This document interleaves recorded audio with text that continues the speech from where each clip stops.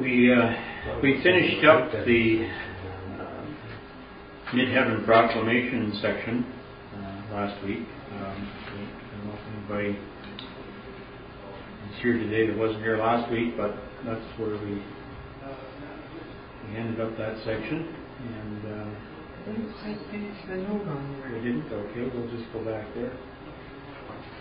I got financial reserves of acquiescence for a That is paragraph 22 in the final note there. Yeah.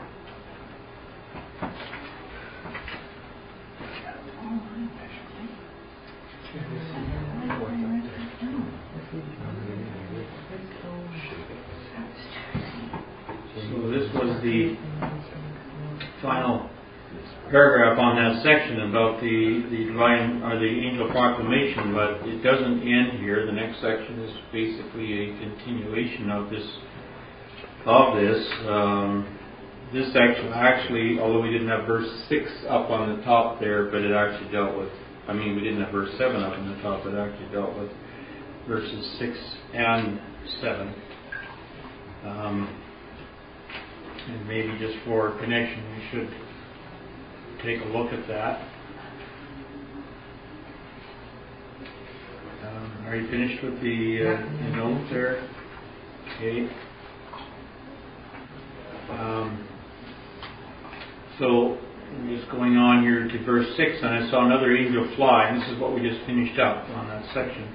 Another angel fly in the midst of heaven, having the everlasting gospel to preach unto them that dwell on the earth, and to every nation, and kindred, and tongue, and people, saying with a loud voice, Fear God, and give glory to Him, for the hour of His judgment is come, and worship Him that made heaven, and earth, and the sea, and the fountains of waters. That was the section that we just finished up.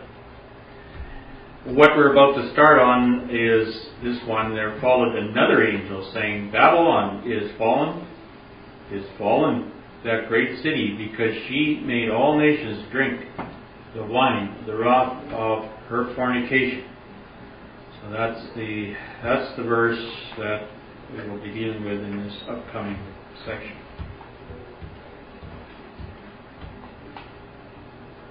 And this upcoming section has 14 paragraphs, and as we see at the top there's our verse. Verse 8, another angel followed, saying, and this is, I believe, Brother Thomas's rendition of the verse, Fallen hath Babylon, the great city, because she hath made all nations drink of the wine of the raging of her fornication. So maybe before we get into the section, we'll just look at the expositor on that. Verse 8, and there followed another angel. The word another is deuteros, meaning a second. It's the word for second, our second angel. Saying, Babylon is fallen. Of course, referring Babylon to the Gentiles, or Babylon to the Gentiles, signifies gate of God. But in Hebrew, it denotes confusion. And a note from Genesis 11 and 9, and that's a note again from the expositor. It says, Therefore is the name of it called Babel, because Yahweh did dare confound the language of all the earth. In Aramaic, Babel signifies house or gate of God, but in Hebrew it signifies confusion. So what to the church constitutes the gate of God is confusion to the ecclesia. Babylon is the Greek form of Babel, so that the action of the Babel builders is relevant to the interpretation of the Apocalypse prophecy relating to Babylon the Great. And that's the note there in the expositor from Genesis chapter 11, verse 9. That word is quite a variation on that word. Yeah. From gate of God to confusion. Between the two languages. Yeah. So he goes on to say here, as a symbol, it indicates the confusion of error of which Rome and her daughters are guilty. Hisla, in his book The Two Babylons, reveals how closely The teaching and institutions of Rome are to the system of worship found in ancient and historical Babylon. The proclamation of this second angel shows that the fate of Gog is not heeded by Rome and Christendom as a warning to submit to Christ.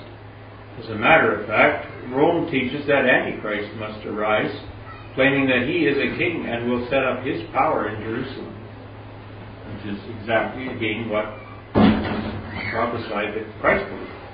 The teaching of Rome at present, therefore, is preparing for the resistance that will be shown then.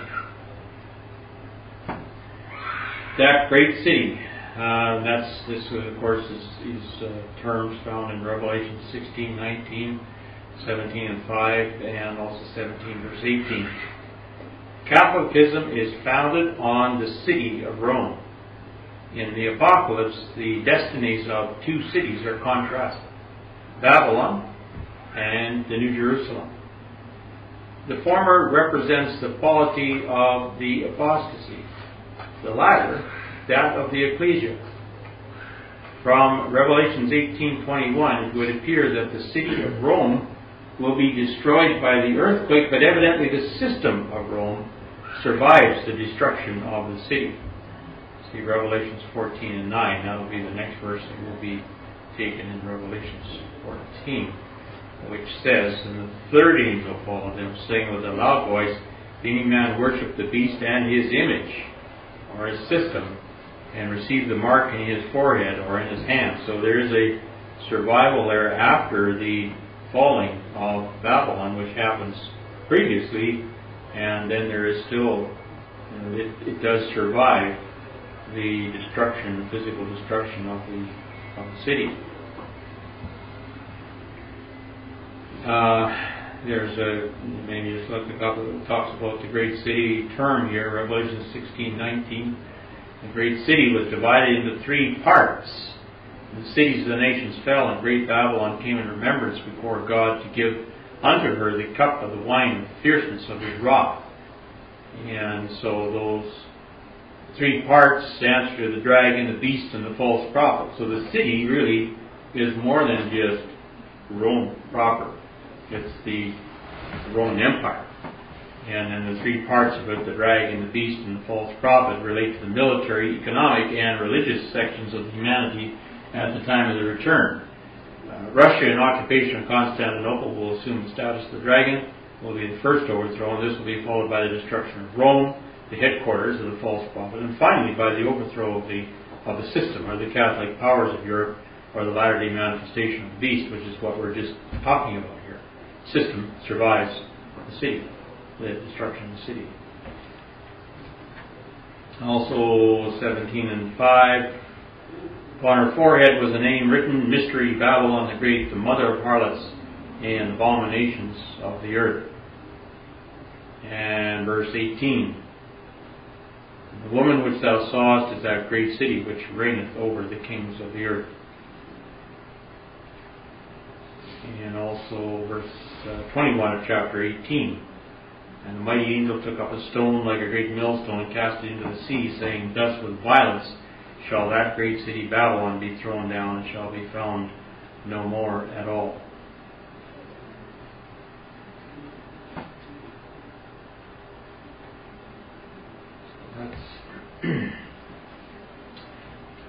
That's the expositor on that verse.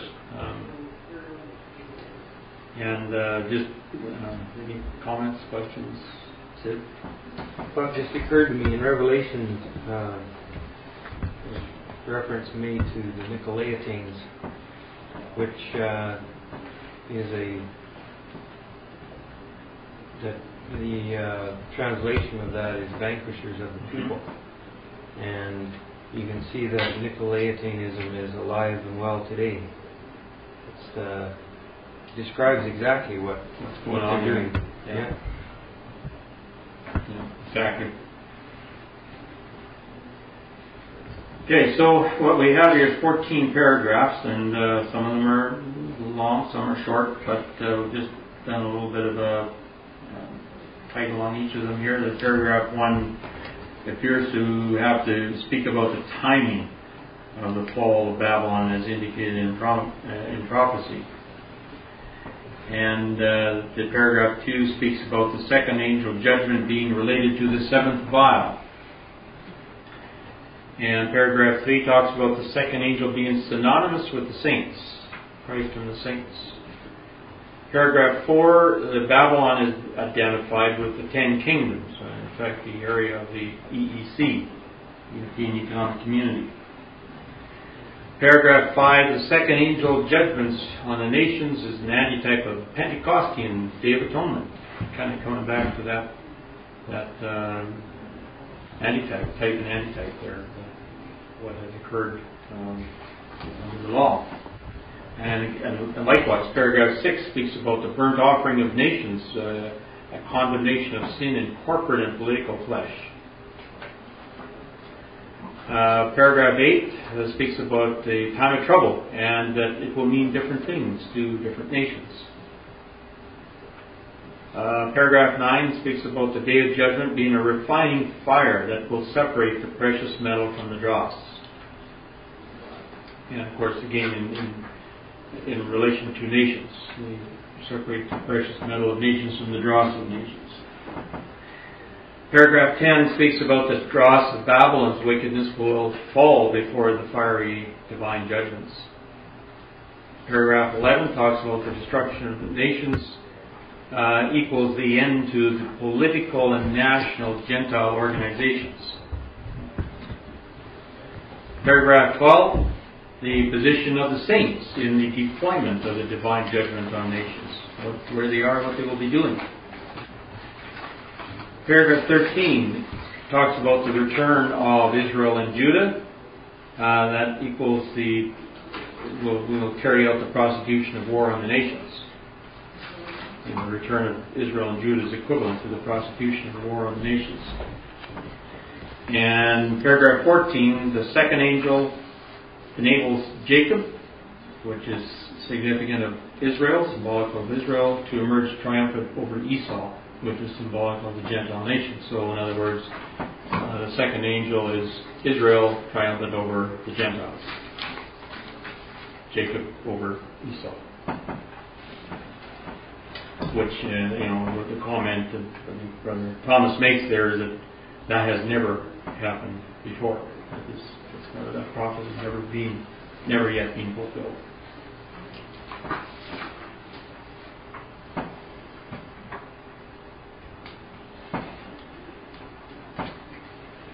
Okay, we'll go into paragraph 1 here, and that talks about the timing the fall of Babylon as indicated in prophecy. And maybe just before we do that, we should just take a quick look at our timeline here and what we're talking about, the period here that's being spoken about. And we're really, right down here. The proclamation of the everlasting gospel, the proclamation in mid-heaven, that's what we just took. And of course,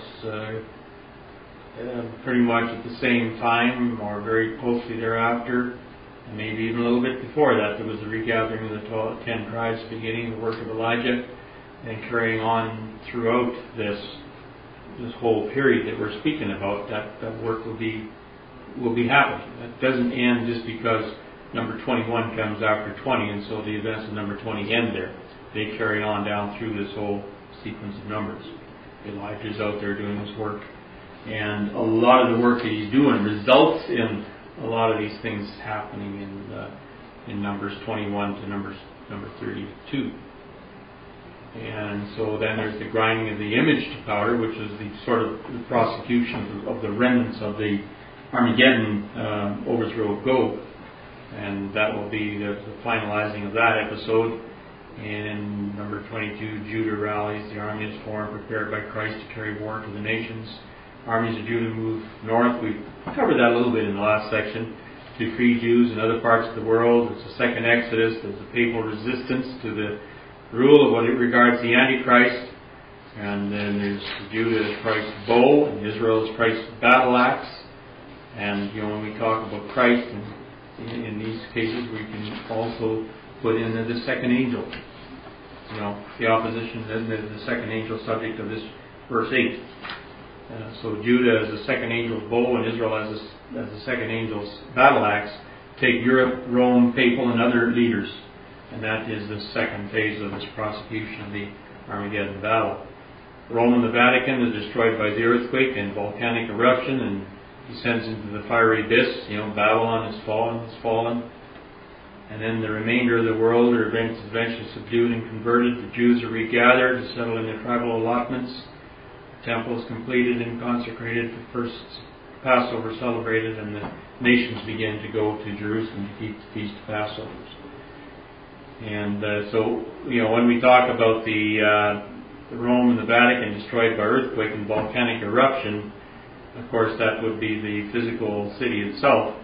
But there's also when it speaks about the second phase of the Armageddon battle, that is deployed against whatever remains of the system of Rome after it's destroyed by the earthquake.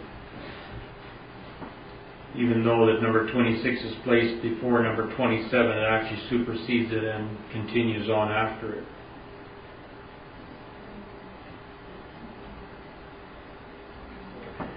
Okay, so we'll start this paragraph. He says, "I have styled this angel the second. Of the one that succeeds it is called the third. The first angel, which must of course precede the second, is the messengerhood engaged in drawing a bow or sounding the good news of the aeon in mid-heaven after the manifestation of the Son of Deity upon Mount Zion. The second angel is constituted of the party of action by which the Roman question can alone be solved. The purpose of their mission is the overthrow of Babylon, whose fall is proclaimed in the aorist or indefinite tense, which declares the event without specifying the exact time. This, however, is certain, that the Roman Babylon will not fall until the proclamation in mid-heaven shall have been announced, saying, 'Come out of her, my people, that ye be not partakers of her sins, and that ye receive not of her plagues, for her sins are reached until the heaven, and the deity remembers her iniquities.'" The people here addressed are the 8,000 Jews in Rome. This would be, of course, numbers that were relevant in Brother Thomas's time. I haven't looked up the numbers today, but it would probably be adjusted. And the tens of thousands in the kingdoms of the beast, who, if they remain in her, are warned that they will be treated as the enemies of the great shepherd of the sheep. So this scene follows upon that of the previous verse, which was that of the mid-heaven proclamation or invitation to all the earth to submit to this new power or perish. The term second here is relative to verse 6, in which John saw an angel. This is the second one. It is significant of Christ and the saints. That is, this second angel is significant of Christ and the saints. The multitudinous Christ in a warlike configuration to execute or prosecute the judgments on the nations that refuse to submit, in effect those which are here termed Babylon. So there's once you finish completing the copying this, I'll go back. Gordon? I don't know why, but I was always under the impression, or I think it was, that the 10-horned power, which is the EEC, was the very last of all the earth to submit. But I see it by the listing there, it looks as though the remainder of the earth will be dealt with once Babylon is dealt with. So. Well, I think altogether, Babylon will be, that is as significant as the power and control at the time of you have to remember that the significant nations of today will have been dealt with in the first Armageddon battle. Yeah. And so what's left will be have taken over by the political ecclesiastical system that's designated Babylon, and it will occupy the nations of Europe that are today enumerated by the EEC. Which again, that system will probably survive the elimination of it, the controllers of it. Yeah, because it's so deeply entrenched. Right. But yeah, I mean that part I can. But I just thought. And you may be right. I mean, there's I don't know. lots of different ways to come at this. Yeah. And I think I've said many times, a lot of these things are not written in stone. They're quite speculative. I don't have anything to prove what I'm saying either. You just kind of have to go with the, try and establish the flow from the prophetic writings, and there's different ones that can be interpreted a little differently, and different. I know that different brethren have come up with different conclusions on some of these things, and I think we respect that. I'm just going to go back to this term, the aorist here, just so that you understand what's being. It has to do with a verb, and it's the tense of the verb. Where even in English we have past and present and future, and this is the verse here from the Textus Receptus, which is the Greek, and then of course down here we have the English part of it, and there followed another angel saying, Babylon is fallen, and this is what he's talking about. What is the tense of this is fallen? And the tense of it is, as it says up here, when you click this tense here, it comes up as the second aorist active, indicating indicative form, occurs 2138 times in the New Testament. It is identical in meaning and translation to the normal first aorist tense. The only difference is in the form of spelling. Now, we might say, well, what is the aorist then? And the aorist tense is characterized by its emphasis on punctiliar action. That is, the concept of the verb is considered without regard for past, present, or future time. This is what Brother Thomas is saying. There really isn't any indication there as to whether this is past, present, or future. And this is exactly what he was saying. And there's no direct or clear English equivalent for this tense, though it is generally rendered as a simple past tense in most translations. But it doesn't have to be, because it really is neutral. So I think that's probably, you can read on there, but I think that's the idea of it. It's kind of like a neutral tense. And so what he's just saying is proclaimed in this neutral tense or indefinite tense, which declares the event without specifying an exact time. Sid, you have your hand. So really what he's saying is then that the fall is a process that began from way back and continues until the end. Yeah. Babylon has fallen, is falling, and will fall. I think that's probably a good summary of that. Yeah. Well, just the term is usually present, and fallen is past. So it's kind of a mixture of tenses. Yeah, I think we get the idea there. It's an ongoing process. Are both occurrences of the word the same tense? Okay. Yeah. Yeah, I think the repetition is just for emphasis.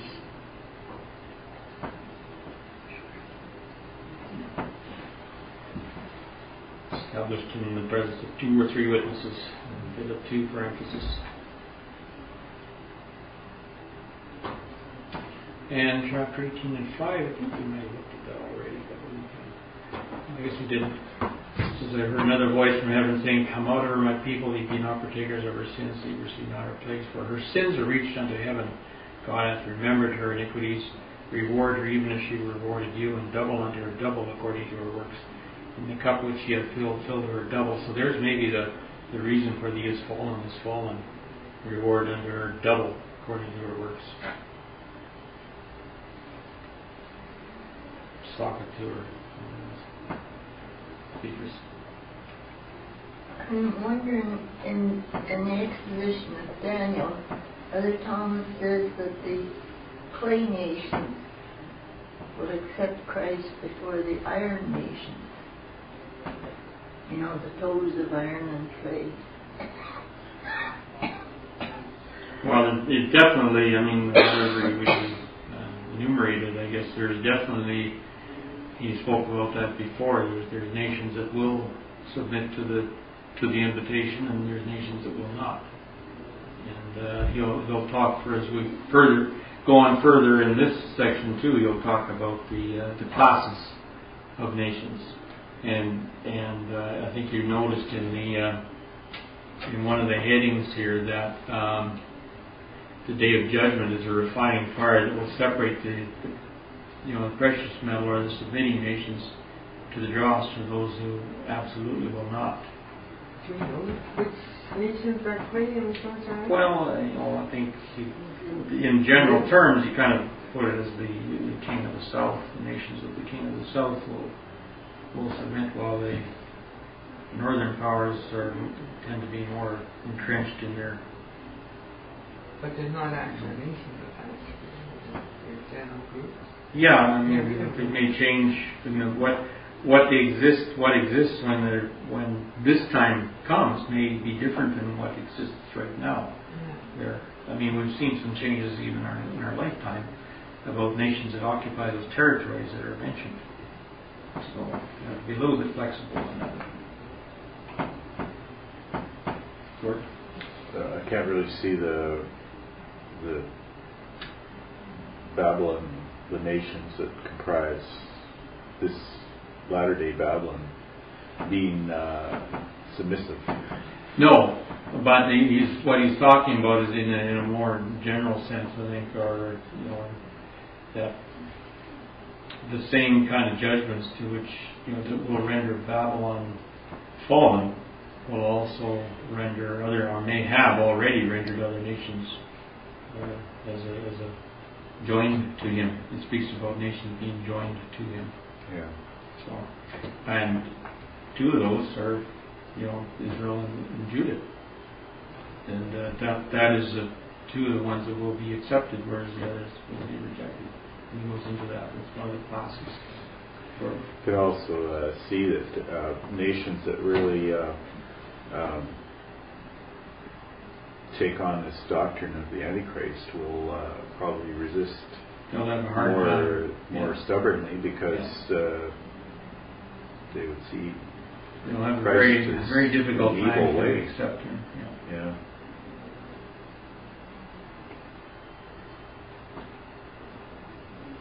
And you can go over in Greece yet. These big rising up just happening right now. Yes. Yeah, Egypt and Israel. Yeah. Gordon? I don't know whether this is beneficial or not, but I sort of wonder, like with those nations being in such deep financial trouble, and yet the Catholic system, by what I've heard, is one of the richest, if not the richest system on earth. Is it possible that they may have to bail out these countries, and therefore there will be a stronger bond? It won't be announced, obviously, but would these nations that comprise the latter-day Babylon feel a greater sense of obligation to Rome? I don't know. It's possible. It's hard for us to envision that happening under circumstances as they exist, but desperate times call for desperate measures. If the setup, if the configuration of nations as we know it today ceases to exist, and a new configuration comes into effect, and like I say, desperate times call for desperate measures, and one could perhaps see that happening. I just can't see Rome giving it to them.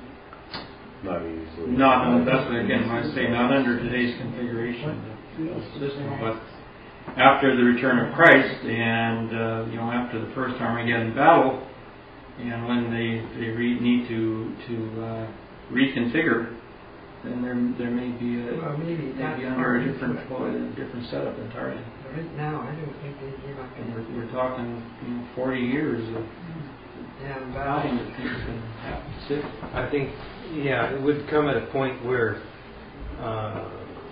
they are trying to rally the nations against Christ, and then they will be, in a sense, in their fighting for their life. The Catholic system will be fighting for its life because they know that it's either them or Christ.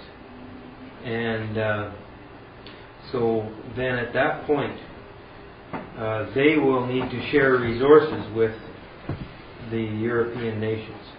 And the European nations will have the men and the equipment, but they may not have the money. And so then you see, that aspect of Babylon's falling coming into being. And they've all got to be wrecked financially and literally, and that would be quite a possible way of doing it. And we also have to bear in mind that in the end,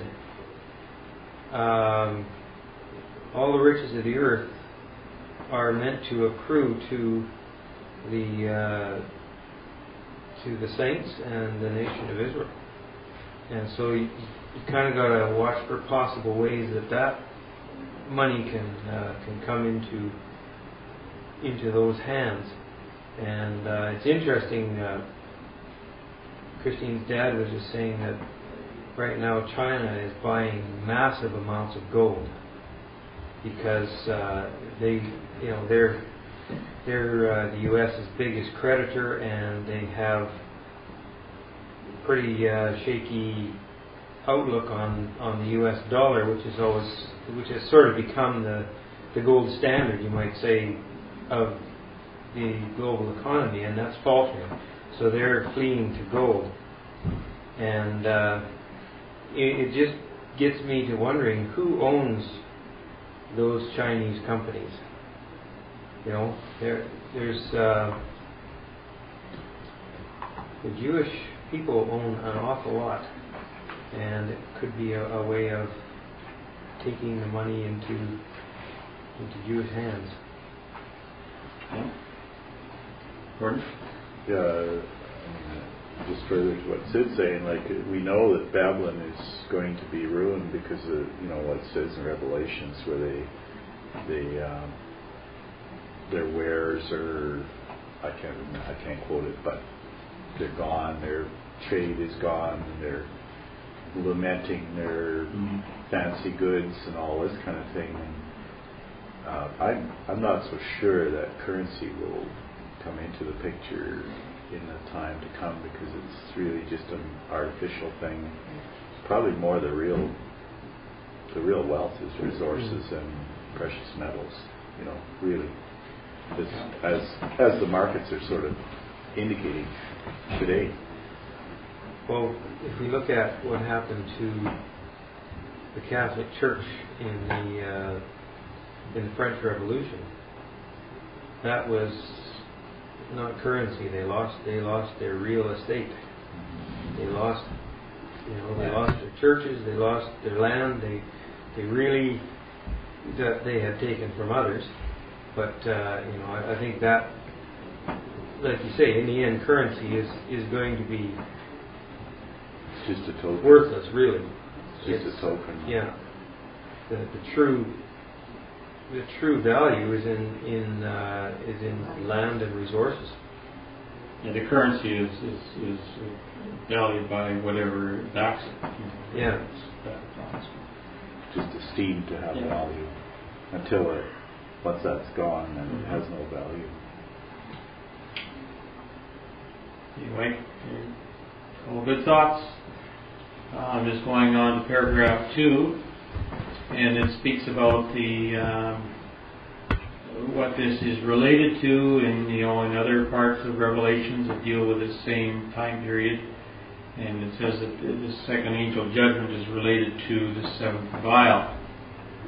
The initiation of the second angel judgment is synchronous with the seventh vial, in the outpouring of which great Babylon comes in remembrance before the deity to give unto her the cup of the wine of the fierceness of his wrath. And that's from chapter 16, verse 19. I think that is probably where you were quoting from, Gordon. You're trying to remember about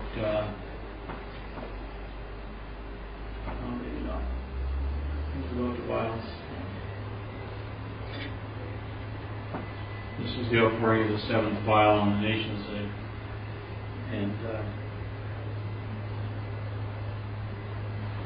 So the effect of this, he says, is the fall from which he never recovers, and which is proclaimed by the second angel. So this period, it says, is the same as the seventh vial period, which covers that period from basically the First World War to the final judgment on the nations in preparation for the millennium. If we want to maybe just take a look at the graph on that, you look at it on this one first of all. And this shows in a telescope, and the seventh vial, of course, is in this extension. The end of this extension here, but it encompasses that, which it contains, and that is contains the thunders, and all relates to this last section here. They have the little open scroll, and time when Babylon falls, and the conquest of the 10 horns, and it is done. So that's all to do with this last period in here. The other way of looking at it is from the Apocalypse of History chart that we have in front of us here. Of course, it goes, I think the last stated date on there is 1972, which is this right down in the bottom here. The seventh vial is this one. And as you see there, it starts 1914. And we've extended it here on the slide to show that it continues to the time of the end. Whenever this statement here says Christ and the saints are enthroned in Jerusalem, and that's about the time that we're living in right now. This is about 2000. So we're into the new millennium there, and of course the expectation would be that Christ and the saints would, we've got the drawers of this chart. Christ and the saints would be enthroned in Jerusalem, but the seven thunders would be uttered after that. So we're living in a time when most of these things are fulfilled, and this is about the only thing yet that remains yet to be fulfilled. This is the end of this seventh vial period, and the second and third angel outpourings.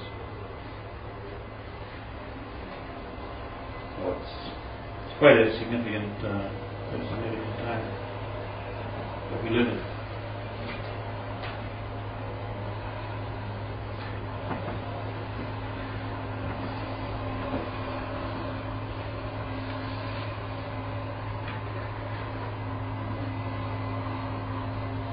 And going on to paragraph 3, he says the second angel is synonymous with the saints.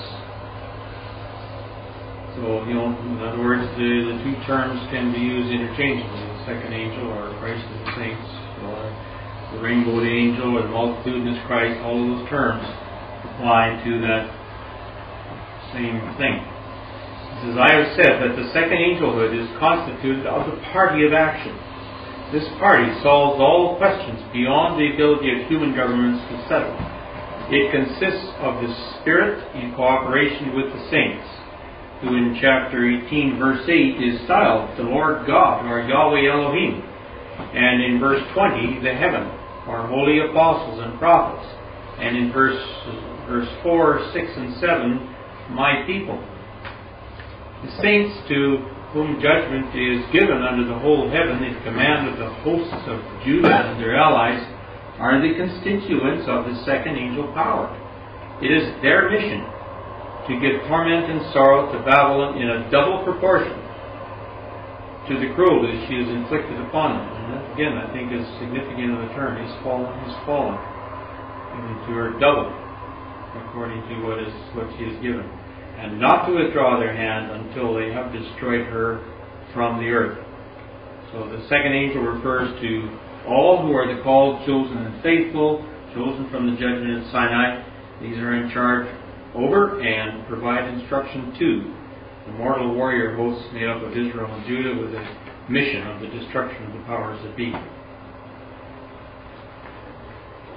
Now, there's a few quotations there that he gives as it consists of the Spirit in cooperation with the saints. That's in chapter 18 and 8.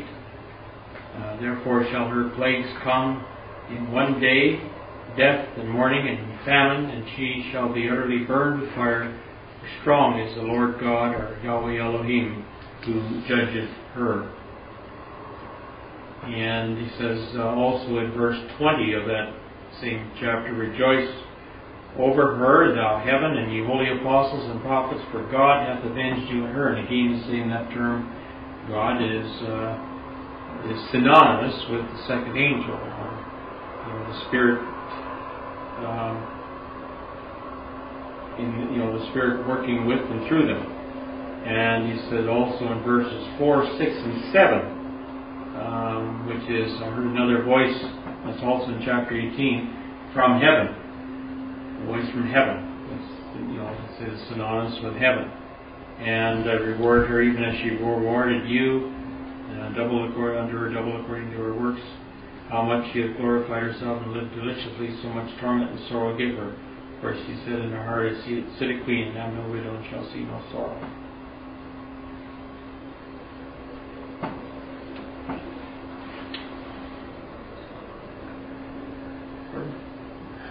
Well, that's, I don't know, but just beyond that is where, no, I don't think that's where it speaks about their lamenting or losses. It's that kind of thing where they're so confident, so overconfident, that they can't believe that they've lost it. Yeah, I think this was the chapter. Yeah. That, I think the previous one after. All nations are drunk with the wine of her wrath, of her fornications. The merchants of the earth are waxed rich. Through that's just kind of setting the scene. They're waxed rich through the abundance of her delicacies. Yeah. And then there's the proclamation, and saying that the reward unto her double.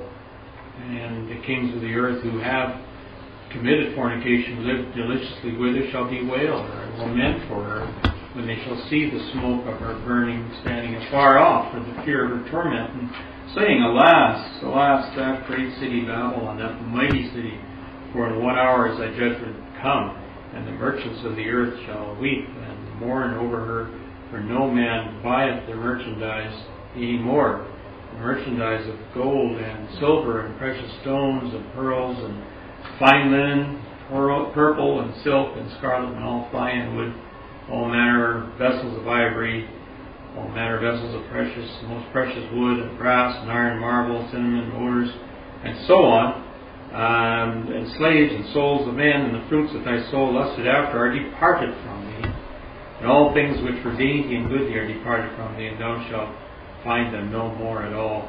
The merchants of these things which were made rich by her shall stand afar off for the fear of her torment, weeping and wailing, and say, Alas, alas, that great city that was clothed in fine linen. So this is repeated twice also. Has fallen, and there's two repetitions of this. And purple and scarlet and decked with gold, and precious stones and pearls, and for in 1 hour so great riches has come to naught.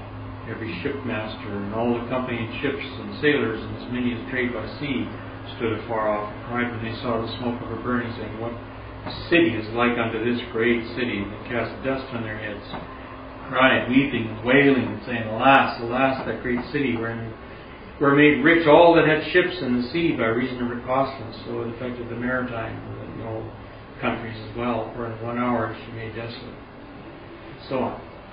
That's it. You can see there the intertwining of the Catholic Church and the European economy. And you can see there that we can expect to find, probably more so than we know already, the tentacles and roots of the Catholic system reach into all areas of commerce. They are probably backing the European economy to a degree that we don't know about already. When you look at the list of things, it's almost a complete spectrum of commercial activity that's described in that chapter. So when if it was only the Catholic Church that went down, you wouldn't see the merchants and the mariners weeping and wailing. Life goes on. But it's got to be that the European economy collapses at the same time. I don't have any links to it, but Brother Billington and other writers in the Bible magazine have done a lot of work on that theme of the linkage between the Catholic system and the EEC, and how that's all working hand in glove. Right now, I think like Delma's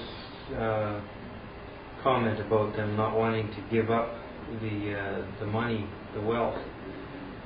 But in fact, the money and the wealth has probably been jointly created between them anyhow. And so therefore they are more of a unit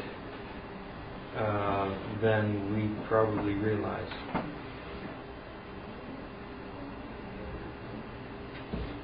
That reminds me of old Brother George Lewart. He used to really talk about how involved the Catholic Church was with Hitler and Germany in the war against the Jews. He said it was phenomenal. He said we didn't get to hear much about it, but it was there and it's documented. And it's true. It is documented, and one of the books that is documenting quite well is the Two Babylons. And even though that's more of a bit of an older work now, but I think it lays the groundwork pretty well. The other side of the coin, of course, is the Jewish involvement, and Brother Ron has been talking about how over the years, especially during the war, various countries threw out the Jews, tossed them out, and deported them, and of course shipped them to Auschwitz and places like that, but they got rid of them. But then it was interesting that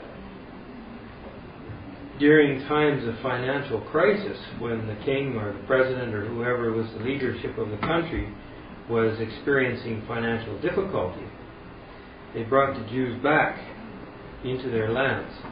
They negotiated for the Jews to come back because the Jews had wealth and they needed to borrow it. And it was the Catholics believed that it was sin to lend money for usury, and therefore they would bring in the Jews and allow them to lend the money and collect the usury.